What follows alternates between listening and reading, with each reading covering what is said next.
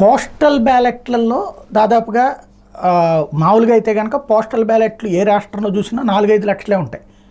ఒరిజినల్గా తొందరగా election counting పూర్తి కావాలంటే ఈవీఎంలని మొట్టమొదట కౌంట్ చేసి ఆ తర్వాత పోస్టల్ బ్యాలెట్లు చూడొచ్చు చివరిలో. ఒకవేళ మెజారిటీ తక్కువగా వచ్చినప్పుడు, నెక్ టు నెక్ వచ్చినప్పుడు, లేదా ఫైనల్గా ఎంత అన్నటువంటి. కానీ మన దేశంలో డెమోక్రసీ అన్నటువంటిది చాలా ముఖ్యం.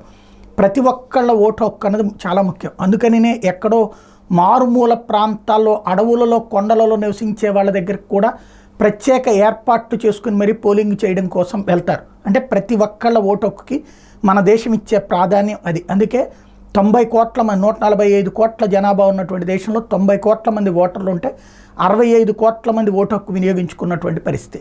అందులో 31 కోట్ల మంది మహిళలే ఓటు హక్కు వినియోగించుకున్నటువంటి సిచ్యుయేషన్. ఇందులో పోస్టల్ బ్యాలెట్ అందుకని ఫస్ట్ కౌంట్ చేస్తారు. లేకపోతే పోస్టల్ బ్యాలెట్లకి టైం ఎక్కువ తినేస్తుంది, బ్యాలెట్లన్నీ సెట్ చేయడం అదంతా కూడా.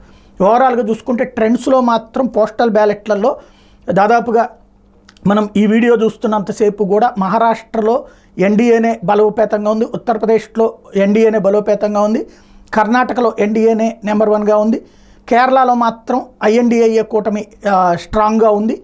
అదే సందర్భంలో ఆంధ్రప్రదేశ్లో తెలుగుదేశం పార్టీ ఒక్క దాంట్లో లీడ్లో ఉంది, మరొక వైపున బీహార్లో ఎన్డీఏ లీడ్లో ఉంది, గుజరాత్లో ఎన్డీఏనే లీడ్లో ఉంది.